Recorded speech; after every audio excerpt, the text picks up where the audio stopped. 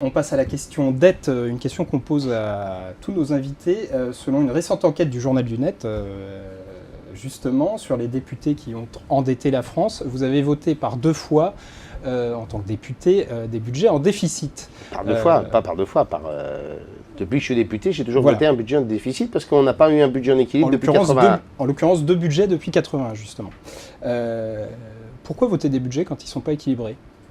Question simple. Écoutez, je vous pose la question. Comment peut-on, dans une majorité, on n'a pas cessé, la question est bonne d'ailleurs, on n'a pas cessé, nous, centristes, de dire il faut revenir à l'équilibre. Mais on n'a jamais eu un gouvernement en face qui nous a mis un budget en équilibre, socialiste, droite, confondu. Oui, on aurait pu faire ça sur cette idée-là.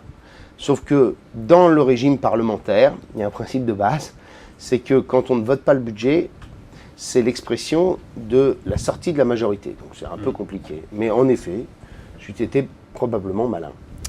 Outre la règle d'or, où allez-vous chercher l'argent pour combler la dette de la France dans votre programme? Les 37 heures, c'est une partie de la réponse. Une partie. Pour le reste, j'ai très clairement fait mes propositions. Je suis le seul à l'avoir fait. J'ai dit qu'il y avait à réduire le train de vie de l'État. Il y a des marges à faire, je l'ai montré en tant que ministre de la Défense. Il y a des efforts à faire dans les collectivités locales, sans problème.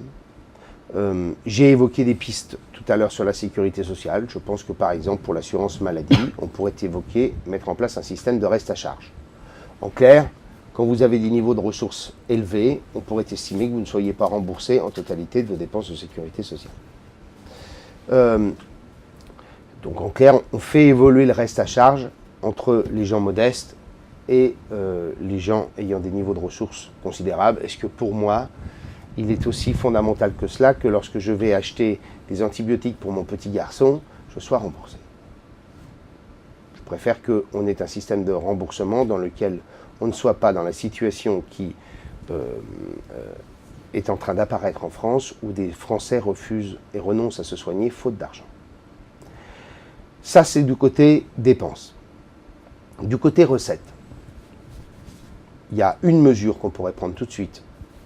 Les entreprises du CAC 40 ont un niveau d'impôt sur les sociétés de 8%, parce qu'ils savent profiter des systèmes de défiscalisation.